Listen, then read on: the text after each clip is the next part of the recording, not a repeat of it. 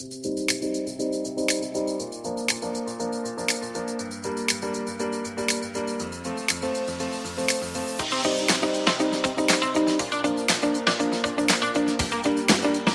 back, everyone, to Today in Woburn's election series. Today, we are meeting with Ward 2 City Councilor Bill Pappalardo, who is running unopposed in November's election.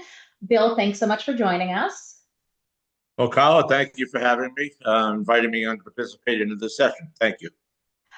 So would love to know, how was your first term? You know what? It was pretty good. I'd say I didn't know a lot of what to expect. First when you first get in there, and there's a lot of procedural things that happen. You don't really know what's happening half the time, and you catch up. And in time, the other counselors were fantastic and helping the newer people along. But I've really enjoyed it. I've enjoyed my role in city council the first 2 years. I feel like and hope that I had a positive impact on things. There are certain things that I'm passionate about and I kind of go after.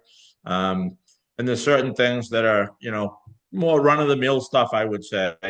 And those are the things you kind of just participate in and voice your opinion and that sort of thing. But there's so much out there that's happened and that's about to happen and that will happen over the next couple of years. I'm really excited to be back for a second term because some big things happening, and I'm definitely excited to do that. I've really enjoyed, and I didn't expect this, but the constituent participation and the activity that the folks reach out with are there's a lot of things that happen out there that need attention, and it took a while to navigate through to figure out when someone has a certain problem. Well, what do I do with this, and how do I interact with the department head? That sort of thing. So there's no book that you look up and it tells you what to do when certain things happen. So it's all been great. I feel like I know so much more now. I can be much more effective going forward because that learning curve is in the rearview mirror. So I'm thankful for that and everybody that helped me along the way. Great. So you mentioned, that there's, a couple of topics that you're passionate about. Maybe just share, like, what's one or two things that you really, feel like are important that you're passionate about as a city councilor. Yep. So a lot. I mean, I am a ward counselor, so a lot of it is focused on Ward 2. That's the ward that I represent.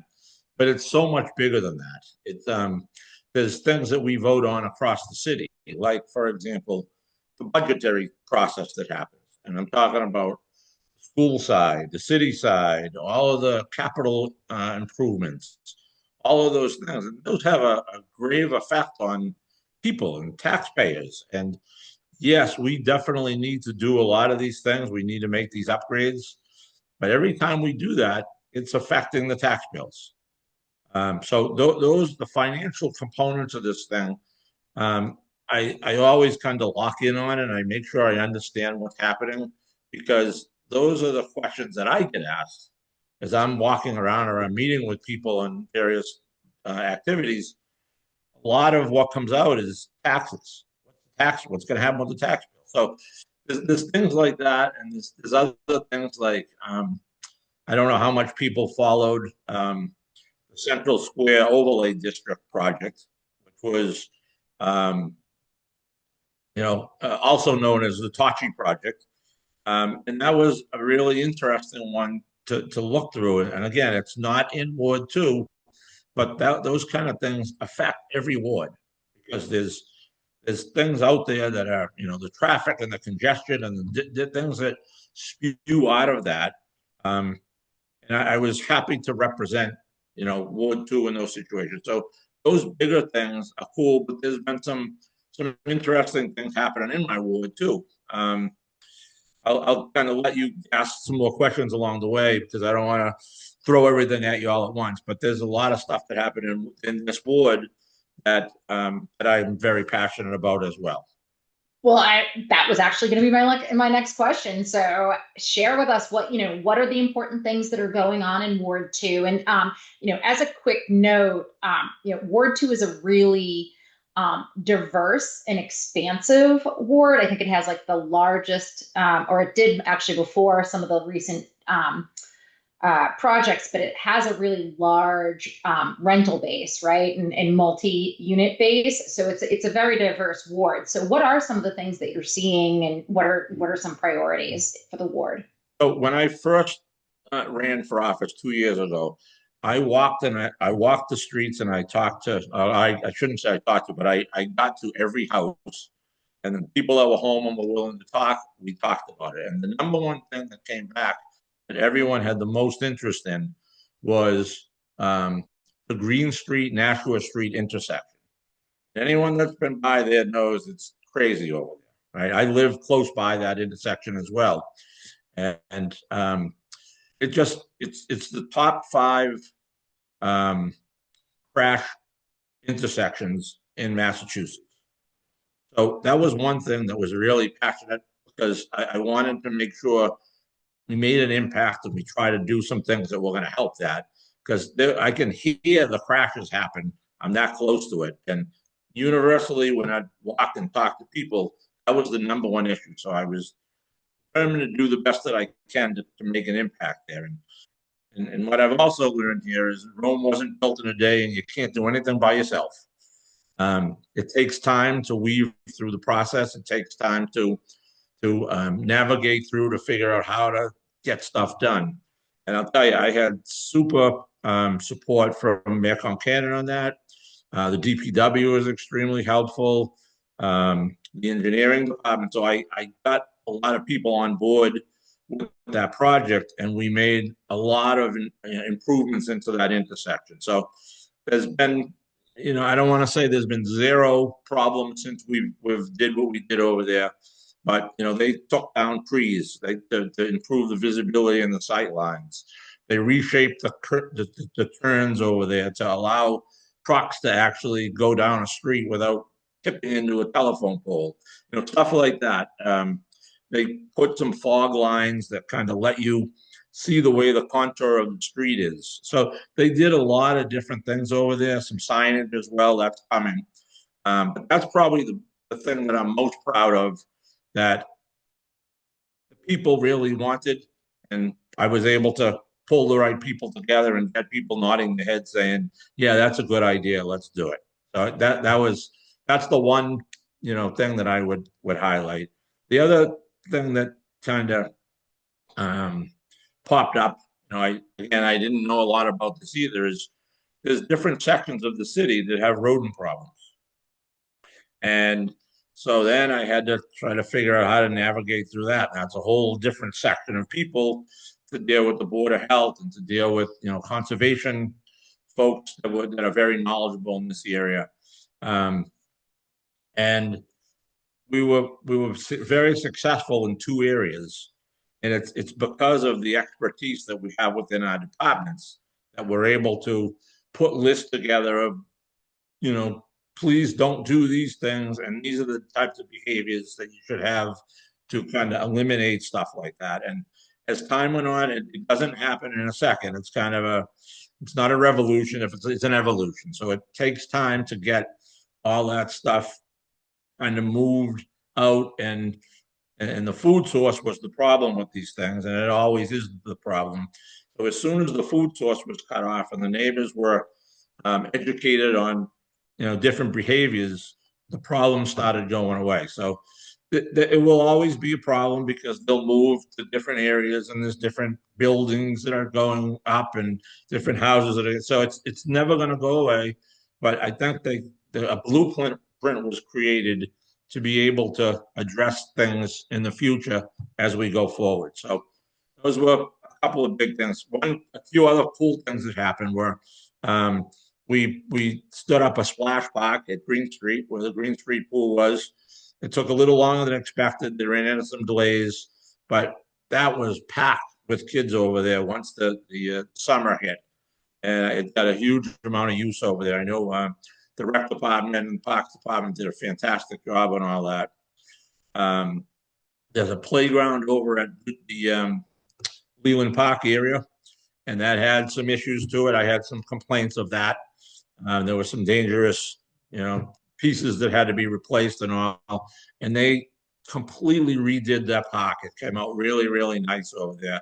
It's a really it's a treasure in the area, and I'm really happy that they were able to get done what they did. And one other thing I want to bring up that's happening, it's in flight right now, is if you go down Green Street, there's a red brick building on the Eastern Ave, the corner of Eastern Ave and Green Street, and there's a building there that's coming down. So that's an Eversource project that a lot of people have asked about that because there's a lot of fencing and there's going to be some construction there. So there was high voltage electricity going into that building. So they're carefully taking that apart, removing the electrical issues that were out there, and eventually the building itself will come down. Those are kind of a snapshot of a bunch of things that have happened, about to happen, or did happen there along the way. Has there been any talk about what would happen to that space once the building comes down? Well, that's always everybody's first question. It's funny that you asked that. But right now, it's not. There's no plan of what to do with it. So all the focus has been on removing the building and doing it safely. And there's neighbors that have bought that property that you need to be really careful with how it's done. But there's a lot of eyes on that, and there's they'll do a great job. I have no doubt. But again, it takes a village, and I've talked about a few different things here, and none of the groups are overlapping. There's just a lot of people. What I've learned is to run a city and to run a city government and to run all of the operations of it. It's a daunting task, and the teams do it well. I will say. Thank you for that update. That was fantastic just to learn more about what's going on in Ward 2. Um, is there is there one challenge or one theme that's coming up consistently when you're talking with your constituents from your ward? Absolutely. So the first thing that comes back is the people are very happy about what's happening at Green Street. All of that is going on. So as soon as I see people frequently, I'm very active in the ward here. So that's one thing that comes back. They love the splash park, as I mentioned, but they all bring up taxes, taxes, right? Because that's money out of your pocket. So we just need to make sure that um, we make the right investments in the right things to keep all the infrastructure and the buildings and all that up. But we can't lose sight of what it's doing to the residents out there. And again, that's one of my things that I really zero in on when those topics come up because I ask a lot of questions. I want to know all the details of what's happening. And, we've a lot of good things happening out there, but we got to make sure we don't do it at the expense of the residents that can't afford to have these types of increases. So we've done a lot of really good things. A lot of those things are in flight right now. And, but that's my caution is we just got to go slowly and carefully to make sure we don't price our own people out of our city. You had mentioned that you're talking to constituents all the time, and you're unopposed right now in this election cycle. How do you stay connected with your residents in the ward between elections? Yep. So there's a whole host of different ways that I've attached that. I walk my dog a lot, right? So when I walk a lot of different routes out there, and I have an amazing amount of people that just will come up and want to talk about stuff. And I think that's a really effective way. It's kind of a casual thing. Lots of people won't hesitate to just pick up the phone and call, and I totally encourage that when they have something. A lot of people have questions on different things, and I'm having there's a lot of speedy traffic around my street, just a whole host of different things. And I think it's important to um, make the connection with the people, and they're not bashful when you see them. People want to know what's going on with this and what's happening with that, and it's great because they're getting educated, and they'll tell two people, and they'll tell two people, and that sort of thing. So that's one thing. Just kind of walking around. I stay very active in things around the city, like the hospice walk. I always participate in that. various recycling events that go on. Um, Flag Day is a favorite one for me. I love to go down there. I bring my grandchildren with me there as well. Um, Little League, I'm a big supporter of Woburn Little League. When they went to the Challenger team went to Williamsport. Um, I attend all those events, the Porch Fest things. So all of those kind of things, I try to stay as actively involved as I can. And sometimes when I'll be in a setting, I'm not sure anyone even knows that I'm a counselor or who I am, but lots of people do know because they'll come up and just say, "Hey, what about this and what about that?" Which is great. I think it's wonderful. One Right. excellent thing that I went to just the last weekend, I think, within the last 2 weeks, they had a discussion at the Woburn Public Library on coyotes. That's Mm. obviously a big issue right now. And they brought Jim Joyce from the Conservation Commission brought a speaker in, and he was fantastic. I mean, it was a packed house. They brought a really knowledgeable presenter in there, and he was fabulous about describing from A to Z as it relates to coyotes. So all of those kind of things are the way that I interact best. And again, people call, send emails. They're not people aren't bashful. I get lots of things on a regular basis, and it's good. I mean, I want to be able to help everybody, but unfortunately, what happens is there's some things that are beyond our control, and depending on what it is, and I can't always bring back good news, but I always can bring back the update. So I love it when I can tell them, "Don't worry, we've got this and that. And this, we're going to do these four things and solve that problem." There are other times where there's nothing we can do. The city, we can't fix everybody's problems if they're on city property or if they're connected to city infrastructure, that sort of thing. That's a different matter. But sometimes not everybody gets the answer they're looking for, and those messages are hard to deliver back. But um, I can't always give them the right answer, but I can always give them an answer, and that's kind of how I address that.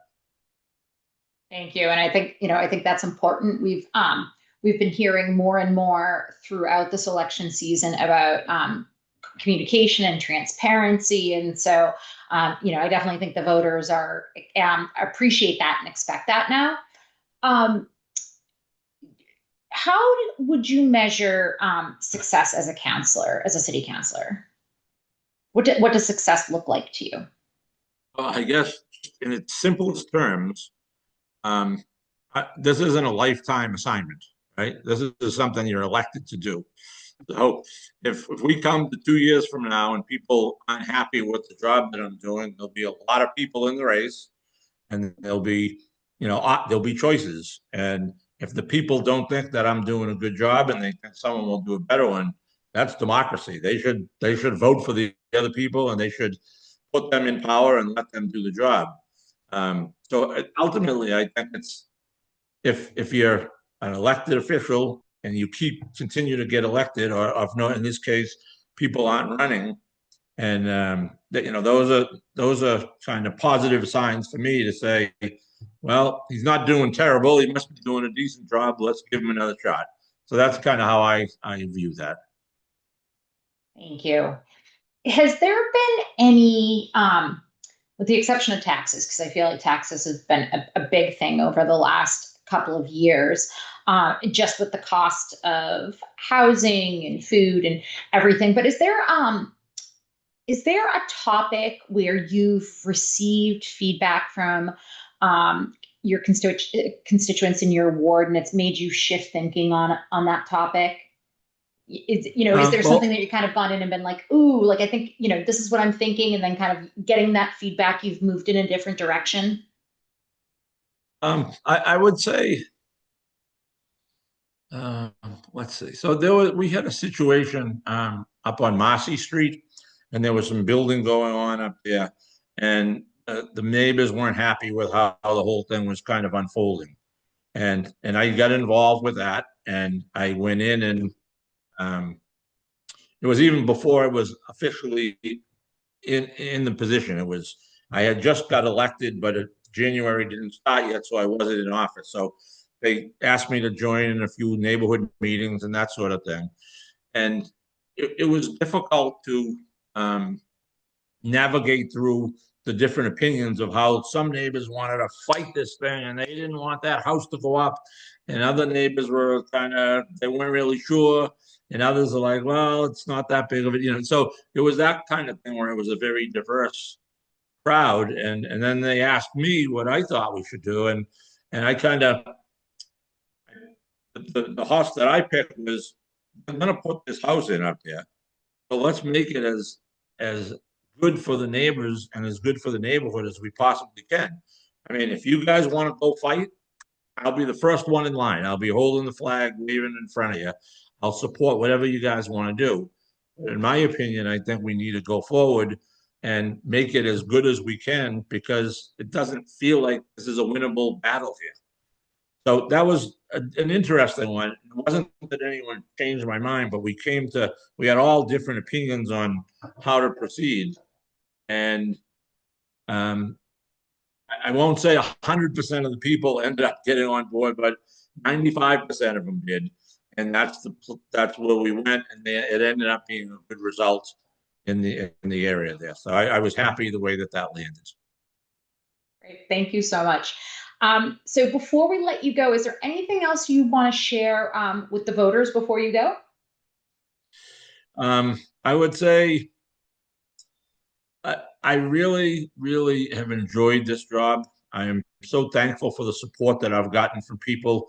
And I mean from residents, supporters, constituents, people that aren't in my ward that support what I'm, fighting for on budget items and that sort of thing.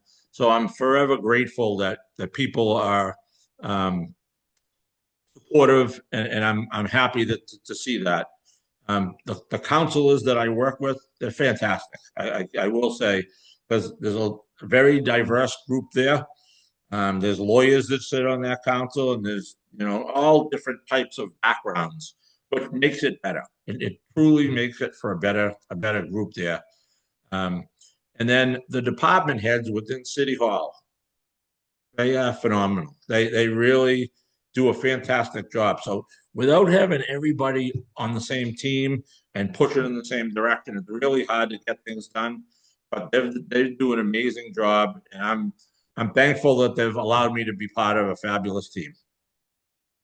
Great. Thank you so much for your time today, Bill. We've really appreciated speaking with you and getting to know more. And even though you are unopposed in November, good luck moving forward with your candidacy. Okay, Carla, thank you very much. Have a good night. You too. Bye.